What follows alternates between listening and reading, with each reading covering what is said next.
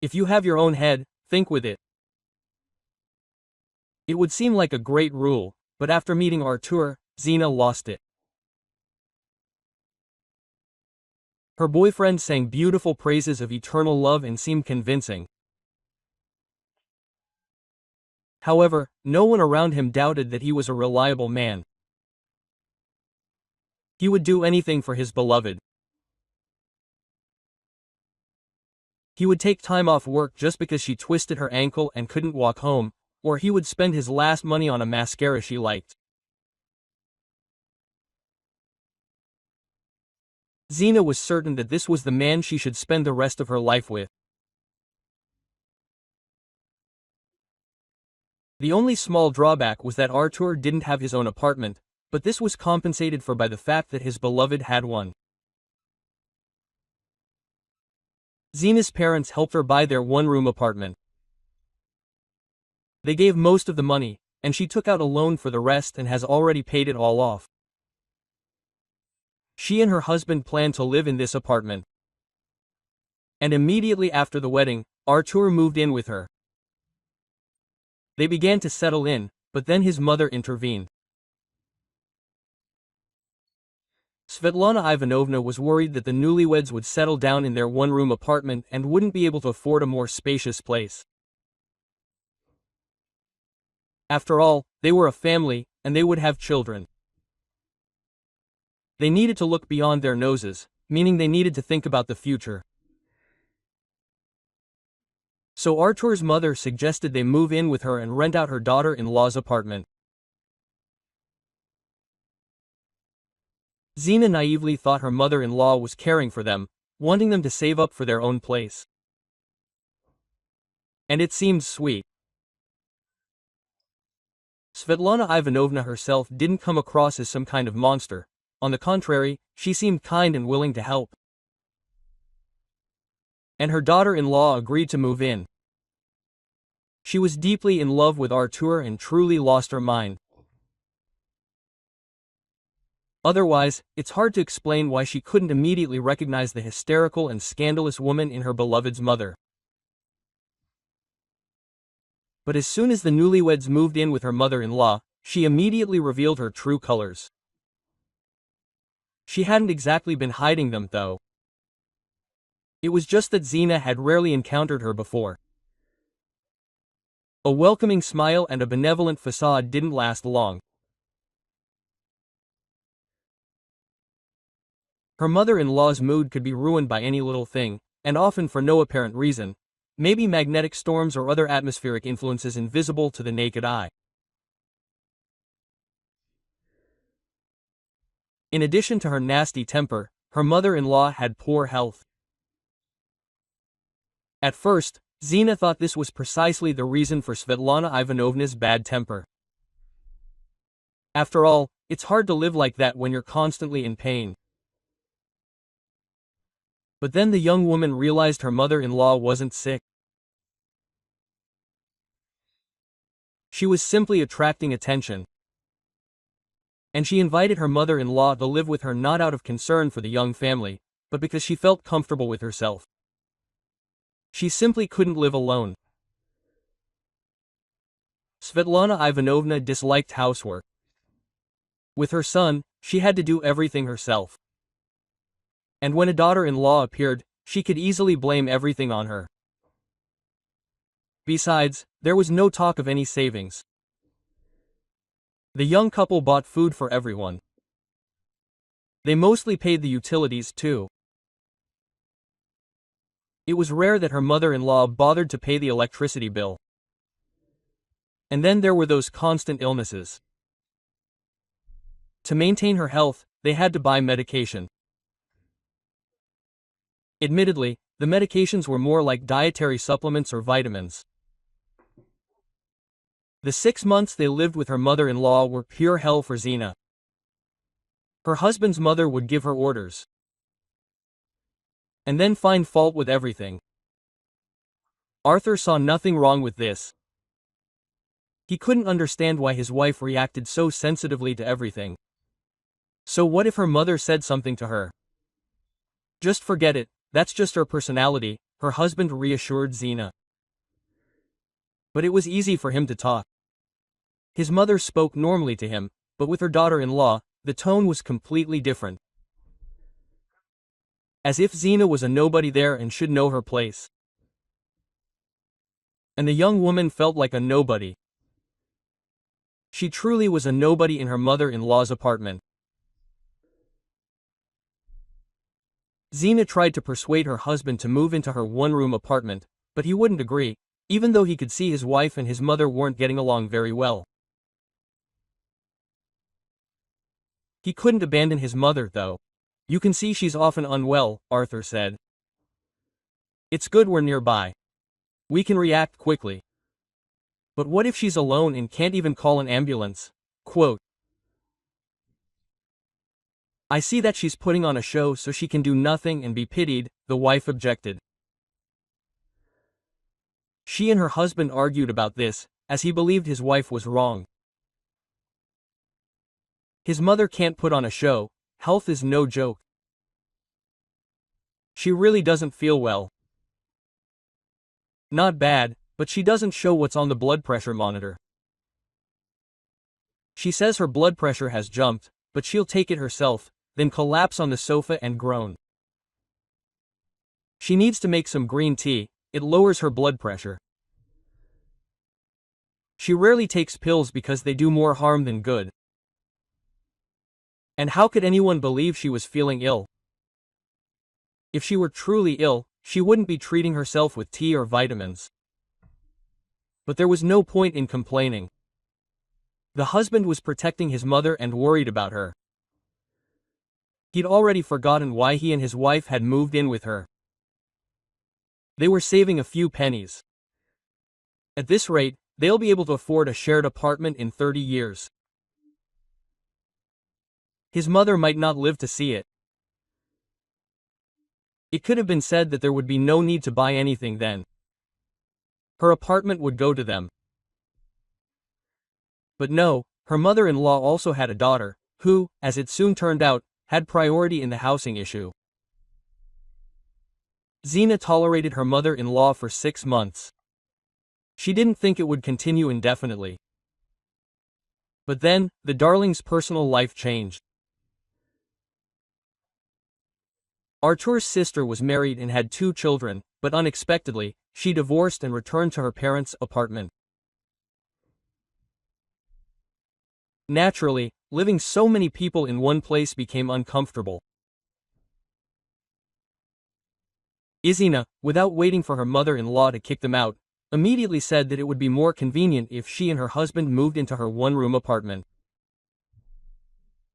Her mother-in-law was all for it. She no longer talked about the young people needing to save up for a more spacious place, but instead focused on her grandchildren and daughter. Svetlana Ivanovna completely lost interest in her son and daughter-in-law. Zina didn't even notice. She was happy, but her husband was confused, unable to believe his mother was getting rid of him so easily. Don't worry, your sister is with her now. If anything happens, there's someone to call an ambulance, his wife reassured him.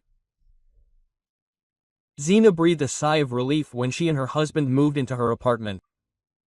Life became much easier, and her husband soon appreciated it too. There was a sense of ease, as if no one was controlling them, not having to adapt to anyone. And he immediately saw how much more money they spent when they lived with their mother. It seemed like one small, harmless woman consumed so many resources, although his wife disagreed with him about the harmlessness. But after a couple of months, the financial situation worsened. Although Arthur changed jobs and his salary increased significantly, they didn't see much of this money. They were able to save little. A lot went to her husband's family. His mother-in-law and Zaloufka were constantly extracting money from him. These 2 unfortunate and harmless women needed constant help. They didn't have any. There was a man in the house, but there were 2 children. Zaloufka didn't work, hiding behind these children. She believed that their mother should be constantly by their side so they could have a happy childhood. Grandma couldn't replace their mother, but she didn't really want to. She was hypertensive, a sick woman. She couldn't be trusted with such things. Arthur ran to them if something needed fixing, to at least somehow save money for both himself and them. But they still had to give them money every month. The salary, mother-in-law, and alimony from Zinochka weren't enough for everything. Zina barely squeezed in these expenses and persuaded her husband to buy a mortgage on a 2-room apartment together. They also planned to become parents, but couldn't afford it, since the 1-room apartment was cramped. While Zalochka's children were growing up happily and already going to school, Zina and Arthur kept putting off having their own children. Soon they moved to a new apartment, and his wife's 1-room apartment began to be rented out again. With the children, the husband he kept suggesting that there was no rush. Now a lot of money was going towards the mortgage, and they were also continuing to help their husband's relatives.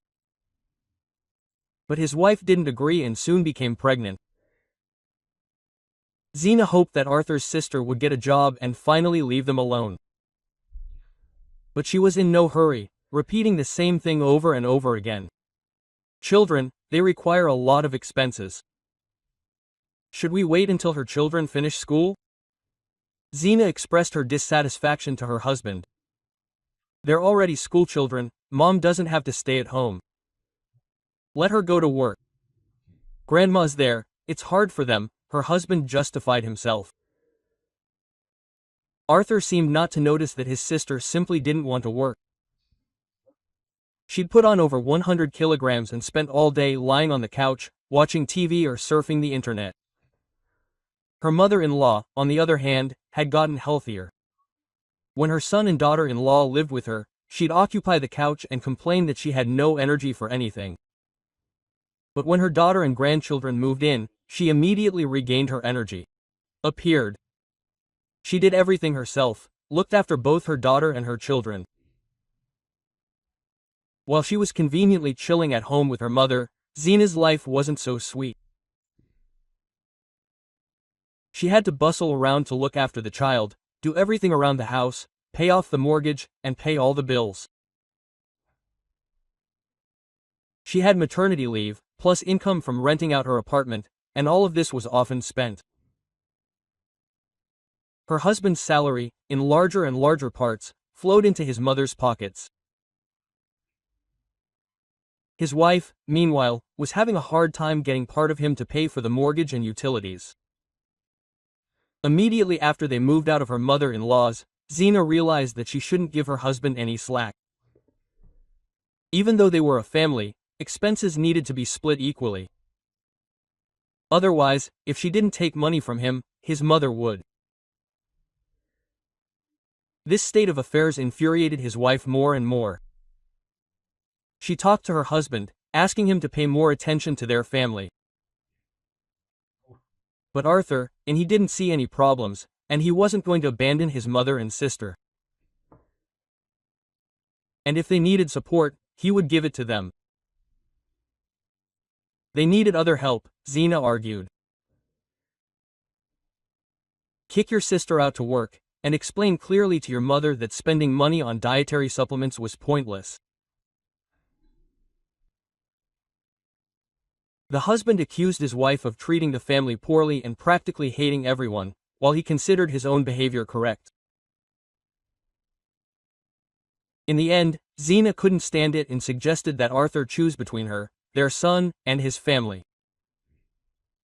And the husband made his choice. After 3 years of marriage, they agreed to divorce. The husband reacted calmly to this, as scandals in their family were becoming increasingly frequent. Arthur, proud of his decision not to betray his mother and sister, didn't return to his parents' home and faced a lack of understanding from his mother. She thought he had done wrong. So, of course, he was a good man for getting a divorce. Svetlana Ivanovna never liked her daughter-in-law. But why solve the housing issue like that? His mother-in-law scolded her son for being a grown man, leaving the apartment they had shared during their marriage and moving in with her. Arthur explained that they would later sell the shared apartment and divide the money. But this wasn't acceptable to his mother. She believed that his daughter-in-law could give him the apartment too. It wasn't until the next day that Svetlana Ivanovna came to his wife to sort this matter out. Her mother-in-law apparently considered herself a diplomat. She was confident that she could reach an agreement with her daughter-in-law. After all, she had ironclad arguments. Svetlana Ivanovna said that Zina already had her own premarital apartment and didn't need any more. She should move there and transfer the apartment they shared with Arthur to his sister. But why do you need another apartment? The mother-in-law asked calmly, and my daughter needs a place to live with the children. They also have Arthur. It's too much for my apartment, she declared. I don't think these are my problems, the daughter-in-law noted. I'm not going to give away my half of the apartment I paid for to your daughter. Even if she has 10 children, it's all the same to me. The mother-in-law left empty-handed, bestowing curses on Zina. But the young woman didn't care. A curse is also a gift. And it, just like others, can be refused. The daughter-in-law simply didn't accept it, and the mother-in-law took it with her. As it turned out, many years later, the curse returned to her family. Zina and Arthur were soon divorced. They sold the apartment and divided the money. The ex-husband could have bought himself another home with a mortgage, but apparently decided not to spend the money. He probably lived comfortably with his mother, sister, and nephews. Zina didn't go into the details. She was no longer interested in this family. 15 years passed. Zina no longer remembered her first marriage. And then the ex-mother-in-law showed up. Her story, that she missed her grandson, looked ridiculous, never remembered him, much less helped, and now she remembered. Arthur also only paid meager alimony, but showed no desire to take his son or even meet him. Apparently, his sister's children were enough for him. Now Zina looked at her former mother-in-law, trying to understand what she really wanted. And Svetlana Ivanovna tried to appeal to her pity. It turned out that Arthur had been in an accident and was left without a job. So she hadn't come to her grandson, but to ask her former daughter-in-law for money. After all, she and the unemployed Arthur no longer had enough to live on. Zina, naturally, gave her the brush off. She has a new husband for a long time now, who takes care of his stepson, and they have a good relationship. She had no intention of helping a man who had made his choice. She has long been a naive girl. Thank you for listening to the end of the story. Please support the channel with a like. It won't be much trouble for you, but it will be very important for me. Important. See you next time.